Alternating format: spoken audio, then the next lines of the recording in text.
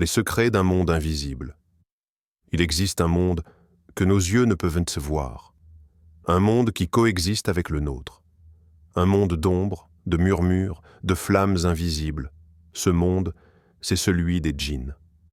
Le prophète Mohammed nous en a parlé, non pas pour nourrir notre curiosité, mais pour réveiller notre conscience. Aujourd'hui, nous allons explorer ce monde glaçant, non pas pour en avoir peur, mais pour mieux comprendre la profondeur de la création d'Allah et les secrets de notre propre âme. Qui sont les djinns? Il existe, autour de nous, un monde dont les contours échappent à nos yeux, mais non à notre réalité. Un monde fait de silence, d'ombre et de flammes. Un monde que Dieu a créé, sans que nous ne puissions le saisir avec nos sens, mais qu'il a pourtant placé si près de nous, les djinns. Créés bien avant l'homme, ils peuplent une dimension parallèle, invisible, mais tout aussi vivante que la nôtre. Ils rient, ils pleurent, ils croient, et ils rejettent. Ils vivent, tout simplement, comme nous vivons, mais leur essence, elle, est différente. Leur matière première, le feu.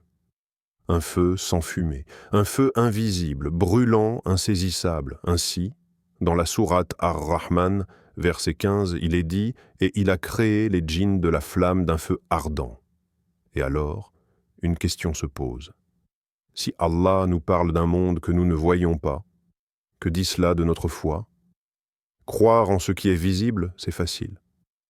Mais croire en l'invisible, c'est là que commence la véritable spiritualité. Car la foi, ce n'est pas seulement ce que l'on voit, c'est ce que l'on ressent, ce que l'on pressent, ce que l'on devine dans le silence du cœur et la profondeur du doute. Le prophète, un jour, fut interrogé par un compagnon. « Les vois-tu?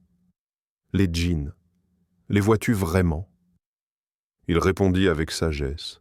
« Ils sont là, parmi vous, comme le vent qui passe entre les arbres. Mais c'est par le dhikr d'Allah que vous êtes protégés. Ce vent, tu ne le vois pas, mais tu le ressens sur ta peau, dans les feuilles qui frémissent. Ainsi sont les djinns, présents, mais subtils, invisibles, mais réels. Alors, si Allah a placé dans ce monde un peuple fait de feu et d'invisibilité, à quel point crois-tu vraiment en ce que tu ne peux pas voir? Et surtout, à quel point es-tu conscient qu'ils peuvent, parfois, être bien plus proches que tu ne l'imagines? La rencontre glaçante, un épisode réel de la Sira. Il est des moments dans l'histoire qui ne s'écrivent pas seulement avec des mots, mais qui se gravent dans les âmes, comme des images indélébiles.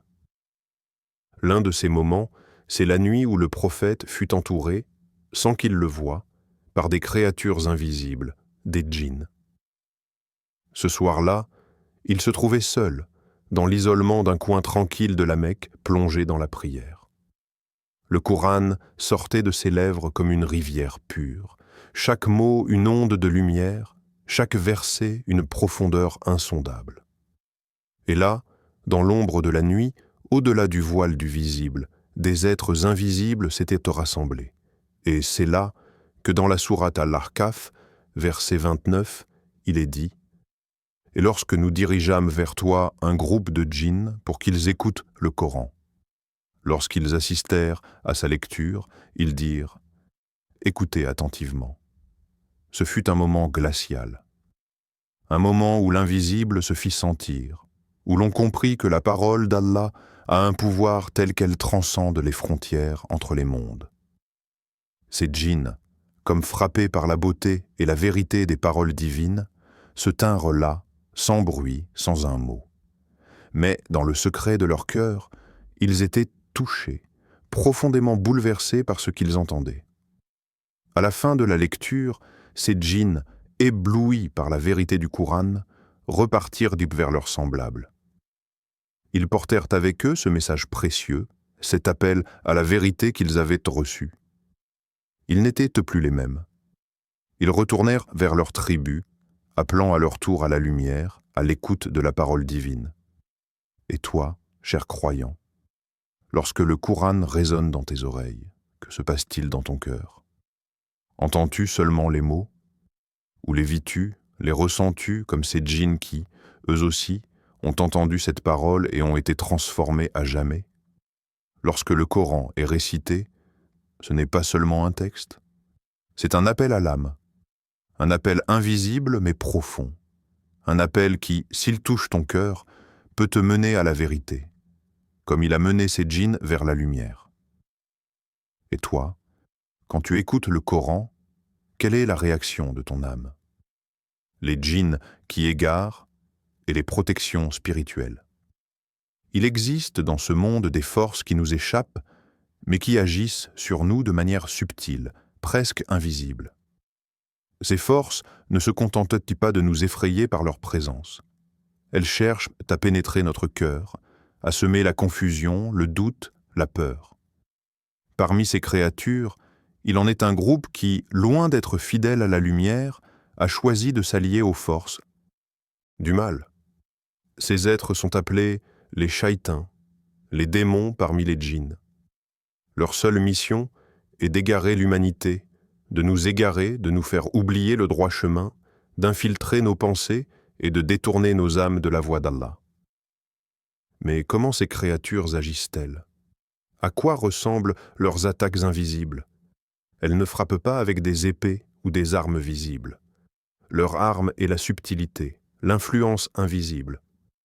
Elles soufflent le mal dans nos poitrines, susurrent des pensées mauvaises et cherchent à nous faire tomber dans le piège de la peur et de l'angoisse. C'est ainsi que, comme le dit Allah dans la sourate An-Nas, versets 4 à 6, contre le mal du mauvais conseiller furtif, qui souffle le mal dans les poitrines des hommes, qu'il soit un djinn ou un être humain. Cet ennemi invisible est là, constamment à l'affût. Il attend le moment où notre cœur s'affaiblit, où nous baissons notre garde. Mais Allah, dans sa miséricorde infinie, ne nous a pas laissés sans défense. Le prophète nous a transmis des protections puissantes. Ce ne sont pas des boucliers faits de fer, mais des boucliers invisibles, spirituels, qui nous entourent, nous couvrent, nous protègent contre ces influences maléfiques. Le dhikr d'Allah, les invocations du matin et du soir, la prière, et surtout le verset Al-Kursi.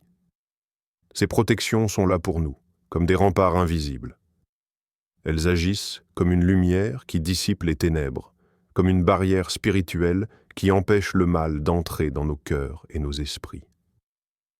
Mais combien de fois oubliez-nous ces protections? Combien de fois, dans le tourbillon de la vie quotidienne, laissons-nous nos âmes vulnérables? Le plus grand piège des shaïtans, c'est de nous faire oublier qu'Allah nous a dotés d'armes aussi simples qu'efficaces. L'oubli est leur allié. La négligence est leur complice.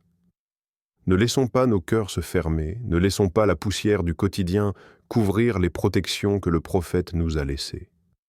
Nous devons, chaque jour, nous rappeler de ces invocations, de ces prières, de ce verset puissant.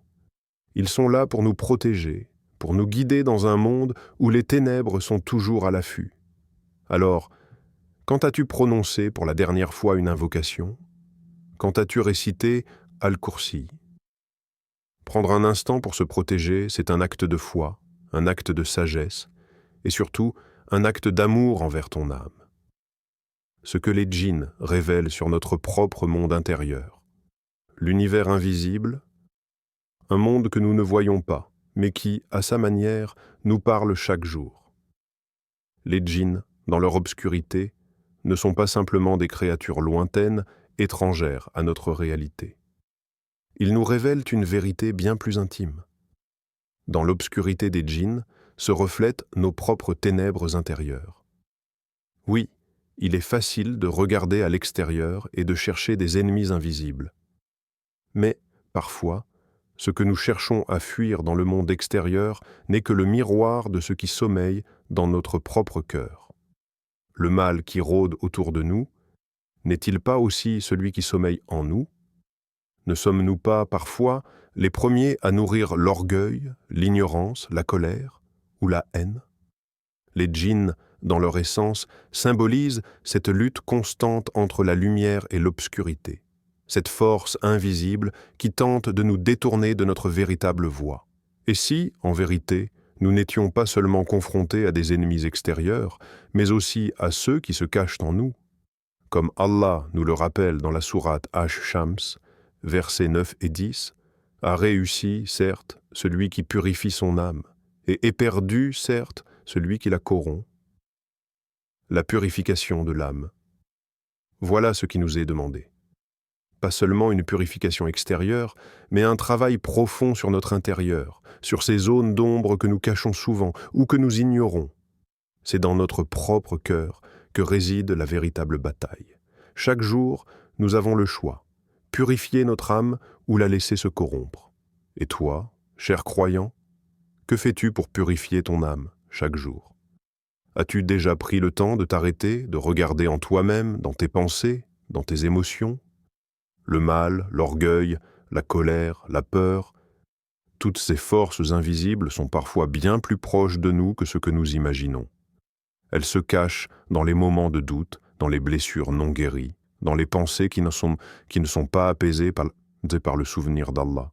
Purifier son âme, ce n'est pas juste un acte spirituel, mais un acte quotidien, une vigilance constante, une quête de lumière dans l'obscurité. C'est cette lumière qui nous protège des ténèbres, qui nous empêche de succomber à ce qui rôde autour de nous.